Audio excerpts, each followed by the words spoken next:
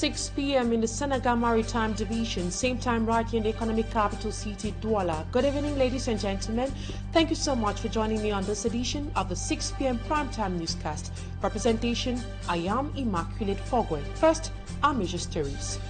At a time when civil taps have stopped flowing for days, weeks, months, and in some cases years, many Cameroonians continue to wonder if Cameroonians or if it is worth commemorating International Water Day, which is today. Many decry the fact that they are now forced to rely on doubtful sources which can lead to severe waterborne diseases. And away from that, Human Rights Watch decry government's continuous crackdown on opposition parties while citing the recent ban on two coalitions. The rights group says the decision of the government is a clear proof that authorities want to suppress the opposition. The rights group goes further to remind Cameroon that it is a signatory to the International Convention for the Protection of Human and Civil Rights. Those are major stories. Stay with us for details and more.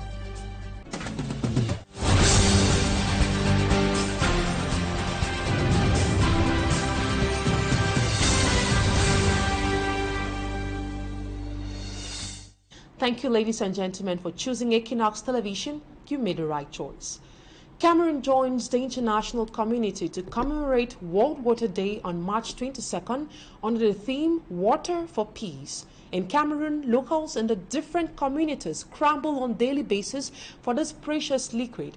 Many depend on boreholes and other doubtful sources, like inhabitants of the Kolmitak neighborhood in the Douala 2 municipality. Innocent Azet tells us more about the suffering of those living in this area. Annually, the globe commemorates World Water Day on March 22nd. This to underscore the importance of this precious liquid in day-to-day life. Water itself is life. Without water, we can't live. So it's very, very fundamental. It's a fundamental necessity in human's nature. Sans eau, on ne peut rien faire dans la vie. On ne peut pas construire, on ne peut rien faire. Même le carburant, ça sort dans l'eau, donc tout l'eau est important. What is quite unfortunate is the inability to have constant water flow in the various localities, like in Cameroon, for instance. Painting an exemplary situation in the country, we visited the Kolmitak neighborhood in the city of Douala. Here, mothers, fathers and children wander about with empty buckets and containers in search of water. Je viens pour puiser l'eau pour partir à l'école pour apprendre quoi tout. You can spend like 1 week or 2 weeks without a drop of water from your tap. Water is life, so you are compelled to go in search of the precious liquid. L'eau est importante. Si on pouvait nous ravitailler, c'est que c'est bien. Même si on n'a pas mangé, avec l'eau, on peut passer même une journée, même 2 journées.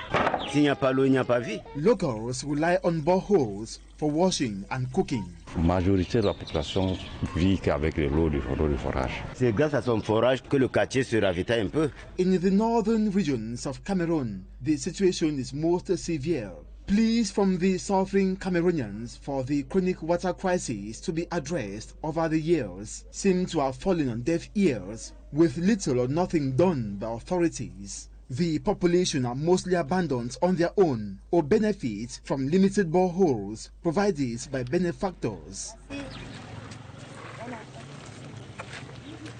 And now we talk something else. While some cocoa farmers in Cameroon are expressing satisfaction over the recent surge in the price per kilogram of cocoa, which has increased to 4,200, those in the Mungo division of the Lithura region have a contrary view. They decry the poor state of farm-to-market roads in their locality, amongst other factors which is discouraging them from the activity.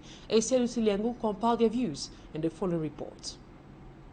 Cocoa farmers in Cameroon are rejoicing over the increase in the price per kilogram of cocoa by the Minister of Trade. Though it is a relief for some, it is not the case for cocoa farmers in Lum, Mungo division. The people here complain the increase is rather a thorn in the flesh. The augmentation of the price of cocoa has not helped farmers in anything. When has this price been added? When there is no more cocoa in the farm, it's impossible for a farmer to come up with 1 kilo of cocoa. Lum, a locality where cocoa is produced in large quantities, the numerous control posts and poor farm-to-market roads is a nightmare. For the route of the farms, now it's not normal. we suffer much. To carry our produce in farm to come back home, we pay much. Even the road that we are going to the farm, there are many control on the way. From Loom to Yabashi, you have 3 control, 1,500 francs every day. Adding to the price of petrol, farmers are earning nothing. Aside the road, the surge in the price of fertilizers used for the cultivation of cocoa beans is equally a challenge. The price of fuel that has added. When you go to a market with 1,000, you cannot eat. When we talk about the product that we use to treat cocoa, is too high. Now they are selling, instead of 500, it's 700, 1,900. Farmers urge the government to intervene. If the government can help us to fix this road, we will work much and achieve. If the price per kilogram of cocoa in Loom costs 4,150 francs, it varies in other localities across the country. Asia Luciliengo reporting there about the conditions of cocoa farmers there in Loom, Mongo division of the Lithura region. And over to something else, international rights group Human Rights Watch has urged the Cameroonian government to immediately lift the ban on 2 coalitions of opposition parties. In a statement released yesterday, the organization says government should stop cracking down on political parties and politicians. Babila Jonathan reports.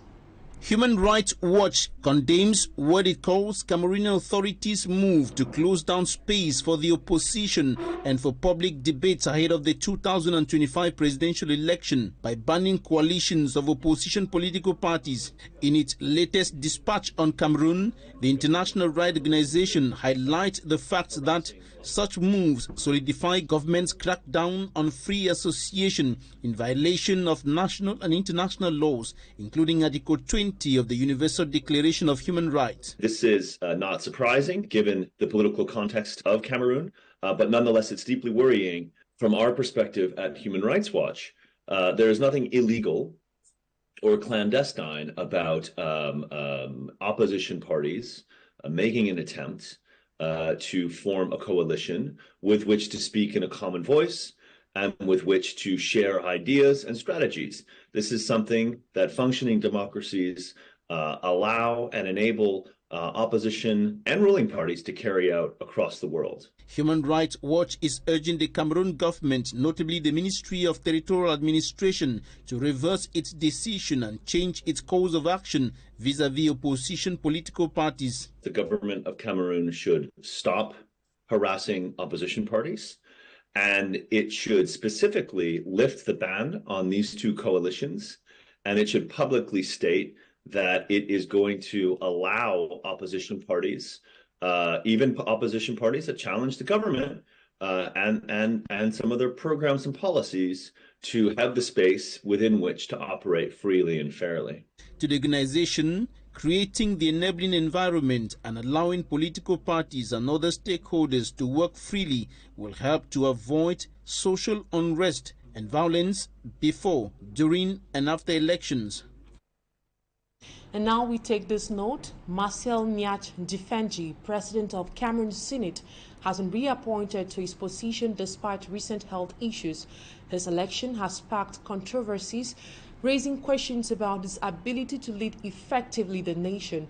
And Defenji, a veteran politician and loyal CPDM member, has served as Senate president since its creation in 2013. He's expected to turn 90, that is this October. Notably, he holds the constitutional mandated position of interim leader in a case of presidential vacancy, making his health a matter of national concern. However, his supporters think he is in the right position given his experience in that domain.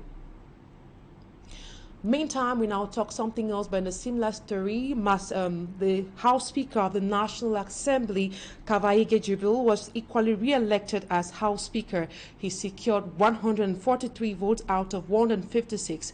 Kavaye Jibril has occupied his position since 1992. And that's where we'll put an end to this first part of the news. Talking Point is up next.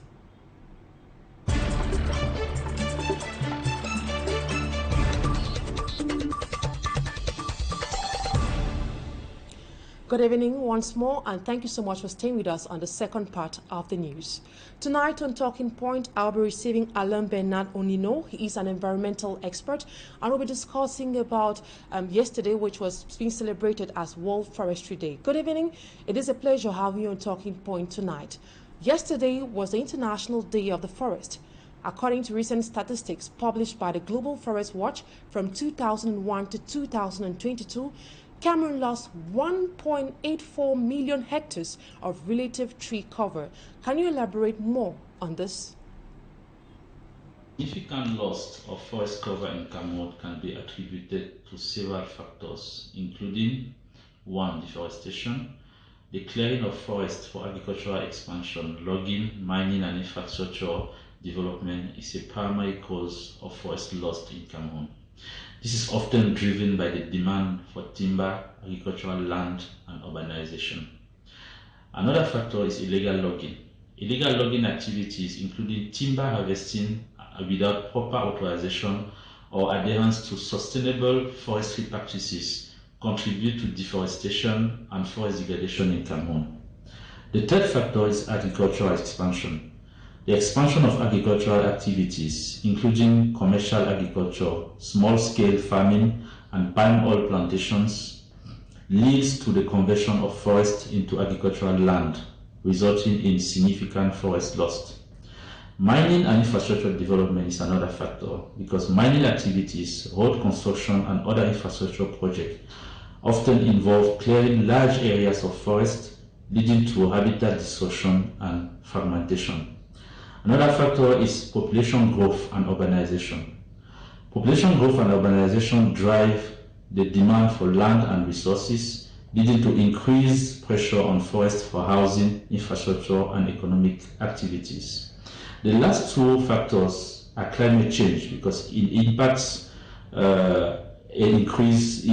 include increased temperatures, altered precipitation patterns, and extreme weather events, which can exacerbate forest degradation and make forests more susceptible to wildfire and pest infestation. Last factor is poverty and livelihood. Poverty and lack of alternative livelihood options for local communities often lead to unsustainable land use practices such as slash and burn agriculture, which contributes to deforestation and forest degradation. Now, Alain, you made mention of climate change, and we know how Cameroon is currently experiencing this challenge. What are some of the factors contributing to the high rate of forest depletion in Cameroon at the moment? The rate of forest depletion in Cameroon is a pressing concern driven by a multitude of factors such as unsustainable logging practices, unchecked agricultural expansion, rapid urbanization, illegal logging activities, weak enforcement of forest laws, and the impact of climate change, which all contribute to this alarming trend. However, amidst these challenges lies an opportunity for positive change. By raising awareness, promoting sustainable forest management practices, strengthening governance, and empowering local communities, we can address the root causes of deforestation and work towards a future where Cameroon forests thrive. Weak enforcement and law enforcement, weak governance, and law enforcement, inadequate enforcement of forestry regulations, corruption and lack of transparency in the forestry sector facilitate illegal logging and land grabbing, exacerbating deforestation rates. As an environmentalist, we have noticed that harsh climatic conditions such as extreme heat and floods are now very common in Cameroon nowadays. This was not the case some years back. Tell us, how does the indiscriminate felling down of trees contribute to these problems? The indiscriminate felling of trees disrupts the delicate balance of ecosystems, exacerbating climate conditions such as flooding and extreme heat. It's important to note that trees contribute to fighting climate change in several ways. Carbon sequestration.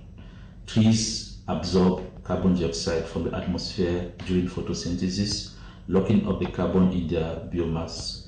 This helps to reduce the concentration of CO2 in the atmosphere, mitigating the greenhouse gas effect and reducing global warming.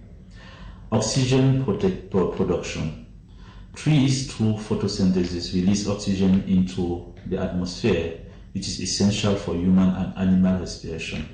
Increasing the number of trees enhances oxygen levels, improving air quality and supporting life on Earth. Trees also support biodiversity by providing habitats and food sources for numerous species, fostering biodiversity. Healthy ecosystems are more resilient to climate change impacts and can help maintain ecological balance.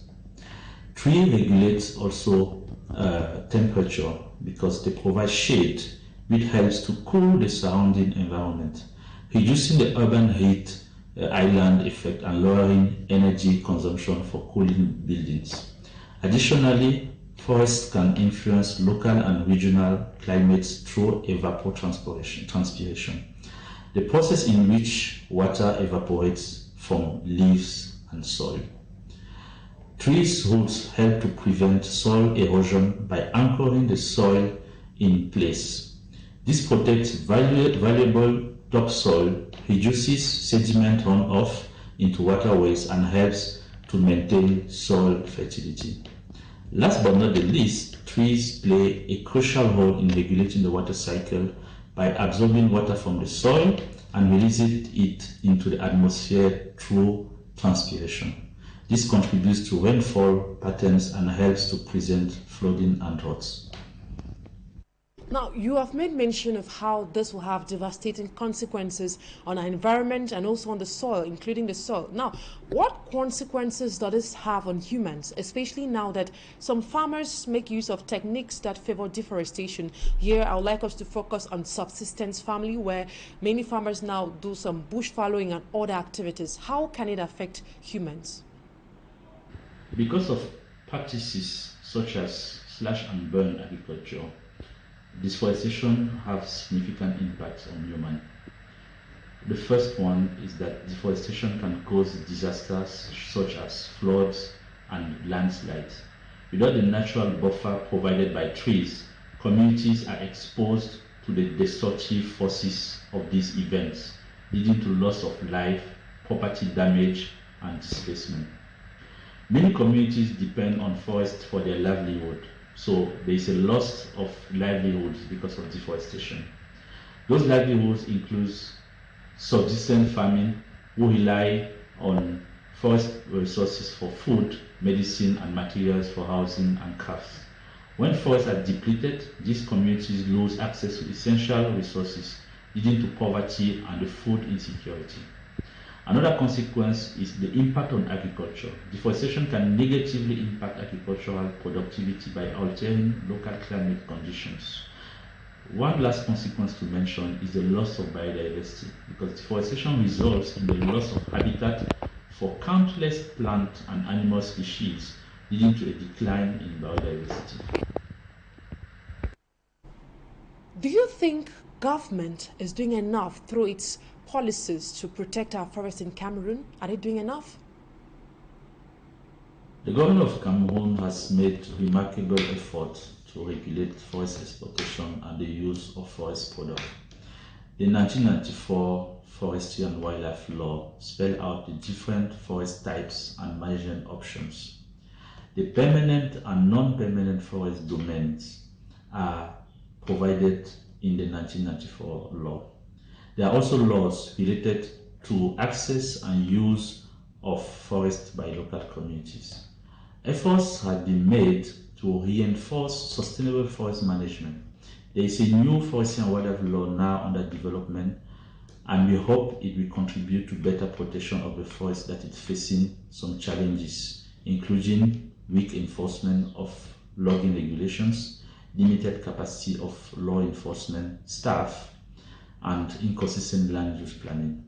Concerning the limited capacity of government agents, those agents are responsible for enforcing forestry laws, but they may lack resources, training, and manpower needed to effectively combat illegal logging and enforce regulations.